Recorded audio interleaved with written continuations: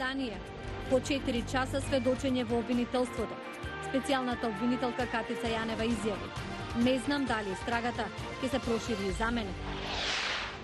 Програмата Планирано родителство повеќе нема да се финансира со пари од владата на САД, што тоа ќе значи за услугите за абортус во иднина. А како трговијата со робови придонела за изградба на Америка. Многу повеќе во продолжение. Останете со нас, почнуваме веднаш.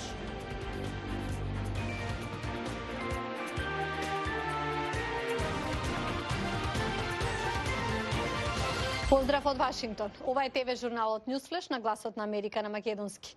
Јас сум Милена Ѓоргиевска. Не можам да кажам дали истрагата би се проширила и за мене, рече Катица Јанева по денешното сведочење. Огнен Чанчаревиќ со најновите детали. 4 часа траеше распитот на шефицата на СЈО Катица Јанева во обвинителството за гонење на организиран криминал. Во присуство на адвокатот Стеван Павлевски одговараше на прашањата на колешката Вилма Русковска за случајот Рекет, а потоа си замина. Не даде многу одговори на новинарските прашања, но кажа дека не се чувствува виновна. Дали очекувате да се прошири истрагата и на вас? Не знам што да прашам. Не знам што да кажам, тоа треба да ја прашате обвинителката. Дали чувствувате вина? Јас не. Таа нагласи дека давала исказ во својство на сведок, но и дека нема ништо невообичаено во тоа што повикала адвокат со неа на распитот. Па тоа не е забрането, можам да додам, јас имам правни консултанти секој пат. Јанева не даде конкретен одговор околу снимките на кои се слуша нејзиниот глас и побара трпеливост од јавноста и новинарите, бидејќи се ќе станело појасно кога ќе почне процесот за случајот Империја на СЈО. Мора да бидете стрпливи за тоа не може сега. Не смеам да го кажам тоа, бидејќи ова е истрага, треба да знаете и мислам и тоа е општо познато дека во истрага не се споделуваат информации. Ќе има веројатно, се надевам дека ќе има судење, каде што ќе бидете присутни исто. Јанева утрово дојде на распит со службеното возило, а пред зградата на обвинителството ја пречека адвокатот Павлевски. Најави дека ќе даде исказ за да ја забрза истрагата за случајот Рекет. Што се однесува до мојот изјава денеска, се надевам дека со моите аргументи и со мојата изјава ќе убрзам истрагата. Случајот Рекет, за кој се притворени двоецот Бојан Јовановски и Зоран Милевски, доби нов тек откако на една од снимките кои ги објави италијанскиот весник Ла Верита се слушна гласот на Јанева. Таа даде објаснување дека имала пракса да разговара со осомничени во истрагите на СЈО и дека се обидувала да го придобие осомничениот бизнисмен Орце Камчев како заштитен сведок. Од Скопје, за гласот на Америка на македонски, Огнен Чанчаревиќ. Групата Планирано родителство повеќе нема да користи федерални фондови со цел да ги избегне правилата за абортус на администрацијата на Трамп. Новото правило забранува корисниците на грантови да даваат упати на пациентите за абортус. Нема да дозволиме да бидеме пресилени да ги криеме информациите за абортус на нашите пациенти, кажа директорот на програмата Планирано родителство. Групата вели дека нивните клиники ќе останат отворени, но оти ќе мора да најдат пари да ги надоместат загубените федерални грантови. Федералните апелациони судови разгледуваат дали да ги променат рестрикциите за упати за абортус. 4 станици за мониторинг на радиација во Русија престанаа да работат по експлозијата во погонот за тестирање на проектили на 8 овој месец, соопшти Организацијата за забрана на нуклеарно тестирање. Се уште не е позната причината дали Русија интервенирала во станиците, додека руски официјални лица велат имале проблеми со мрежата и комуникацијата. Итните служби велат дека во меѓувреме е зголемено нивото на радиација, што представува ризик по здравјето на луѓето што живеат во близина. Рускиот председател Владимир Путин изјави дека не постои закана од загадување, откако експлозија на ракета минатата недела предизвика привремено зголемување на нивото на зрачење. САД предупредуваа да не му се помага на иранскиот танкер кој сега се движи кон грчкото пристаниште, откако беше ослободен од Гибралтар. Надлежните соопштија дека Иран вети лоти нафтата нема да оди во Сирија, дестинација која е забранета со санкции од Европската унија против режимот на Башар ал-Асад. Иран пак ги предупреди САД да не прават какви било напори за запленување на танкерот. Се уште многу малку се знае како африканските робови придонеле за изградба на Америка и за одгледувањето на ориз, тутун и памук. Слушнете од извештајот на Крис Симкинс. This is where it is, right? This is the DeWolf family cemetery. This is the funeral mound. Овде е надгробен споменик за Джеймс Деволф. Тешко е да се замисли поголем недостиг на дигнитет за некој што е вклучен во трговијата со робови на такво енормно ниво.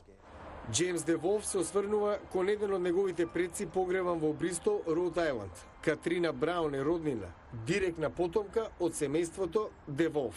James DeWolf и неговото пошироко семејство донесоа повеќе од 12.000 робови.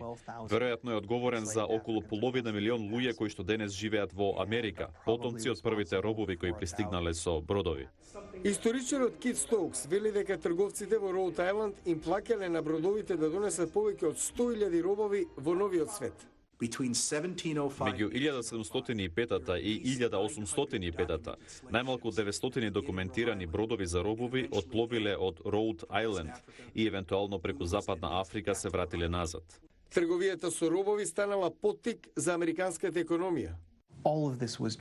Била мощно важен дел во градењето на економијата на северот, што подоцна станаа САД.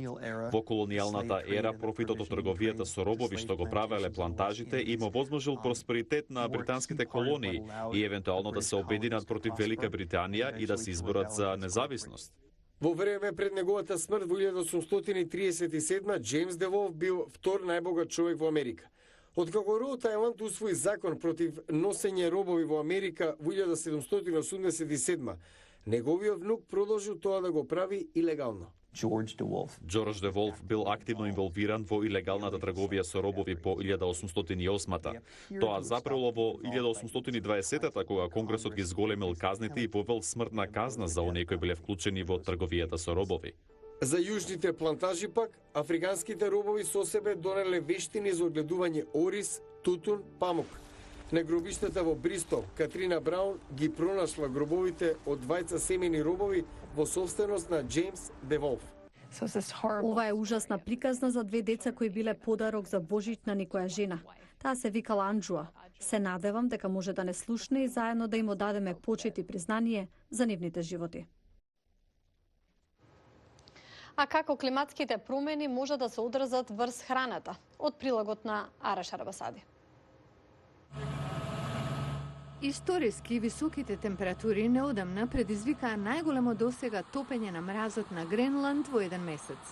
Студија на Обединетите нации предупредува дека наредните години климатските промени ќе влијаат на она што го јадеме. И покрај зголеменото производство на храна, околу 821 милион луѓе се ненахранети. Климатските промени ќе предизвикаат намалени жетви, намалување на нивото на хранливост и пореметување на синџирите за храна. Научниците на панелот за климатски промени при Обединетите нации велат човечкиот фактор ќе ги загрози ранливите екосистеми. Прогнозата е дека ќе има зголемено влијание на земјиштето. Во потопла клима помала е способноста на почвата за апсорбирање на јаглеродот. Панелистите се залагаат за меѓународен напор во борбата против климатските промени. Ограничување на глобалното затоплување за 1,5 па дури и на 2 степени инволвира отстранување на јаглеродниот диоксид од атмосферата, а почвата има критична улога во тој процес. Научниците велат дека редуцирањето на отпадот од храна и диверзификацијата на земјоделството може исто така да помогне. 25 до 30% од произведената храна се фрла или се губи.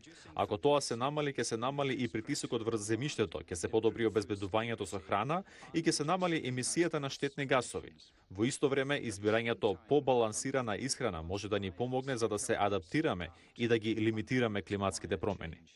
Без експлицитно да им кажува на луѓето што да јадат, панелот вели дека намалувањето на конзумирањето на црвено месо за сметка на храна базирана на растенија може да намали до 15% од сегашното испуштање на штетни гасови до средината на ова столетие. Го гледавте Newsflash на Гласот на Америка на македонски јазик. Со нови информации се гледаме утре повторно. Пријатно!